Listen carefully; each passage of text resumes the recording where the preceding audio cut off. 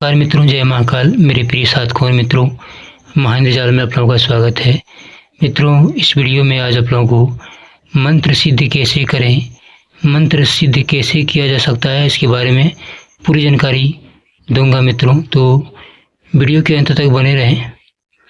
तो आइए जानते हैं इंद्रजाल के माध्यम से मंत्र सिद्ध कैसे किया जा सकता है, मंत्र को सिद्ध कैसे करें। तो आइए जानते हैं मंत्र के बारे में और मंत्र क्या है। ठीक है, तो इस इंद्रजाल के पुस्तक के माध्यम से आप लोगों को जानकारी दे रहे हैं मित्रों। ठीक है, मंत्र विज्ञान पहले जान लें मंत्र क्या है। तो हम सभी बड़े असमंजस में रहते हैं कि ये मंत्र क्या है। हमने कई बार सुना भी है और पढ़ा भी है कि मंत्रों के द्वारा मनुष्य तो क्या देवता को भी वश में किया जा सकता है। यह तथ्य बड़ा ही आश्चर्यजनक लगता है। विश्व ब्रह्मांड की वह अदृश्य सत्ता, वह अलौकिक शक्ति जो ईश्वर अल्लाह या वाहे गुरु मौला जिस नाम से भी जानी जाती है, उसको देखने या समझने का एकमात्र साधन अध्यात्म ही है। अध्यात्म की तो बहुत सी शाखाएं हैं। किसी भी एक के माध्यम से हम लक्ष्य की प्राप्ति कर सकते हैं। अध्यात्म की ही एक ऐसी शाखा है। मंत्र कभी हम ऐसे भी सोचते हैं कि मंत्रों में ऐसी कौन सी शक्ति है जिससे इतने अद्भुत चमत्कार हो जाते हैं। ठीक है, और आप लोगों को आगे कुछ जानकारी देता हूँ। ठीक है, देखिए मंत्रों की परिभाषाएं। मंत्र शब्द का व्यापक अर्थ देवी देवताओं की स्तुति, हवन इत्यादि में प्रयोग किया गया है। कुरान की आयतों तक को मंत्र कहा जाता है। चित्त की एकाग्रता अर्थात चिंतन प्रक्रिया का सामान्यात्मक रूप ही मंत्र है। मंत्र वह है जिसे किसी के मन तथा तन दोनों की ही रक्षा की जा सके। मन तथा तन पर नियंत्रण करके साधक इसके चमत्कार का लाभ उठा सके। संसार की गुप्त शक्तियों को जागृत करके अपने अनुकूल बनाने वाली विद्या मंत्र कहलाती है। देवताओं के सूक्ष्म शरीर का नाम ही मंत्र है। वह शब्द शक्ति जो मनुष्य को धर्म, अर्थ, काम और मोक्ष की प्रेरणा देती है, वह मंत्र कहलाती है। ईश्वर की दिव्य शक्तियों को प्राप्त करने के लिए प्रयुक्त शब्दों का उच्चारण ही मंत्र कहलाता है। मंत्रों की साधना करने से पूर्व हमें निम्नलिखित बातों का ध्यान में रखना चाहिए। सही बात मित्रों, जब हम किसी भी मंत्र को साधना करेंगे तो उसके ही पहले हमें तो बहुत सारी बातों को ध्यान में रखना आवश्यक है। ठीक है, तो देख सकते हैं आप।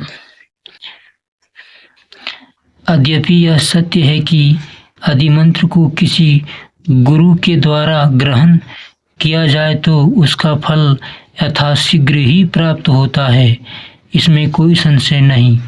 किसी भी मंत्र को अगर सिद्ध आप गुरु के शरण में कर रहे हैं, गुरु के द्वारा आप किसी भी मंत्र को सिद्ध कर रहे हैं, तो वो मंत्र जल्दी ही सिद्ध हो जाते हैं, अथवा शीघ्र ही उसकी प्राप्ति होती है मित्रों। ठीक है, तो बिना गुरु का आप कोई भी साधना, कोई भी मंत्र सिद्ध ना करें।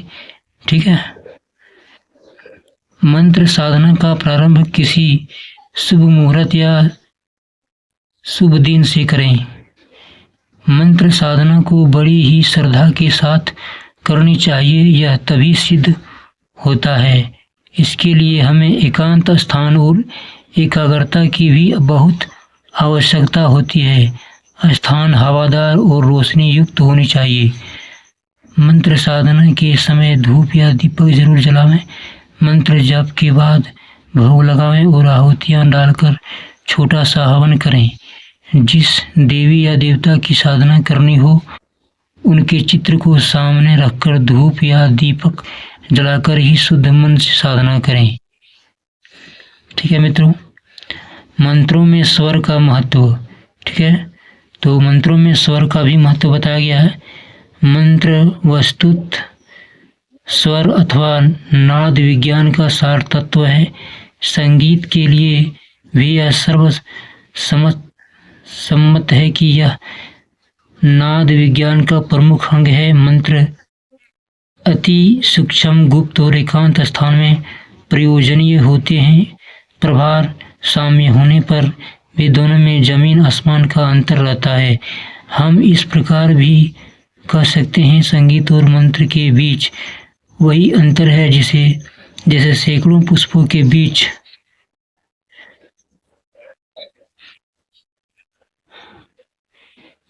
एक बूंद शहद का होता है। क्षमता और प्रभाव दोनों की दृष्टियों से मंत्र संगीत की अपेक्षा बड़ा होता है। ध्वनि के प्रभाव से तो पशु पक्षी भी वश में हो जाते हैं। कितने ही देवी देवताओं के रूप में या उनके गुणों को जानने के लिए यह मंत्रों के स्वरों के माध्यम से गाकर उनको प्रसन्न करते हैं। आरती के समय हम घंटा घड़ियाल बजाकर शंख फूंक कर देवता को प्रसन्न करते हैं। ऐसा कहा जाता है कि इससे ईश्वर मुग्ध होते हैं। गुरु का महत्व। गुरु का महत्व जाने, गुरु क्या होता है। ठीक है, मंत्र ही नहीं, किसी भी विषय की साधना करने, किसी भी क्षेत्र के ज्ञानार्जन हेतु गुरु की सर्वप्रथम आवश्यकता होती है। पुस्तकों में पढ़कर हम भले ही परिपूर्ण जानकारी हासिल कर लें, पर गुरु की वाणी, प्रत्यक्ष निर्देश, व्यवहारिक परामर्श और उसके दर्शन सामीप्य का कुछ ऐसा प्रभाव होता है जो संसार के समस्त ग्रंथों को एकत्र करने पर भी प्राप्त नहीं हो सकता है। यही कारण है कि साधना क्षेत्र में गुरु को ईश्वर तुल्य कहा गया है। अतः मंत्र साधना के इच्छुक व्यक्ति को चाहिए कि वह किसी योग्य गुरु से दीक्षा ग्रहण करके ही इस मार्ग पर अग्रसर हो। गुरु शब्द की व्याख्या में शास्त्रकारों ने बहुत कुछ लिखा है। इसके अनेक अर्थ और संकेत होते हैं। उन सबका मतलब यही है कि गुरु वह व्यक्ति होता है जो ज्ञान मार्ग की दिशा का उचित निर्देश करता है। मंत्र साधना के संदर्भ में हम गुरु का शब्द आशय उस सिद्ध पुरुष से लेते हैं जिसे कठिन साधना करके ज्ञान का अनुभव प्राप्त किया हो, जो आध्यात्म का मर्मज्ञ हो और दूसरों को प्रकाश दे सके। यद्यपि वर्तमान युग में ऐसे पूजनीय गुरु सहज नहीं प्राप्त होते हैं, तब भी उनका नितांत अभाव नहीं कहा जा सकता। श्रद्धावान व्यक्ति यदि खोज करे तो कहीं न कहीं तो ऐसी दिव्य विभूति मिल ही जाती है। शास्त्रकारों ने विकल्प रूप में सुझाया है कि यदि प्रयास करने पर भी कोई सद्गुरु नहीं मिल रहा हो तो भगवान शिव को मन ही मन गुरु रूप में स्वीकार करके साधना प्रारंभ की जा सकती है। किंतु ऐसी स्थिति में साधक को अध्ययनशील अवश्य होना चाहिए ताकि वह ग्रंथों के माध्यम से अपना मार्ग प्रशस्त कर सके। ठीक है मित्रों, तो मित्रों देख सकते हैं मैंने सारी जानकारी आप लोगों को बता दी है इस पुस्तक के माध्यम से। गुरु का महत्व, गुरु का चुनाव। ठीक है, वो भी गुरु खोजने पर भी नहीं मिल रहा हो तो आप मन ही मन शिव को गुरु मान सकते हैं, स्वीकार कर सकते हैं। मंत्र क्या होते हैं, मंत्र सिद्धि कैसे करते हैं, मैंने सब कुछ आप लोगों को स्पष्ट जानकारी दी गई है। मित्रों, मैंने अपने स्पष्ट जानकारी आप लोगों को दिया है इस पुस्तक के माध्यम से। ठीक है, इस पुस्तक में जो जानकारी दी है मैं अब इसी पुस्तक के माध्यम से आप लोगों को स्पष्ट रूप से दिखाया है। मित्रों, मैं अपना मन से, अपना दिमाग से कोई भी जानकारी नहीं दिया हूँ। जो भी इस पुस्तक में स्पष्ट लिखी गई है, जानकारी दी गई है, मैं आप लोगों को वही दिखाया है मित्रों। ठीक है, अगर ये जानकारी आप लोगों को अच्छा लगा हो तो वीडियो को एक लाइक ज़रूर करें मित्रों, और हमारे चैनल को सब्सक्राइब ज़रूर करें। हमारे इस इंद्रजाल के सभी मंत्रों तंत्रों साधनों को पाने के लिए हमारे चैनल को सब्सक्राइब करें, जरूर करें मित्रों। जय महाकाल, हर हर महादेव, जय मां मतंगी।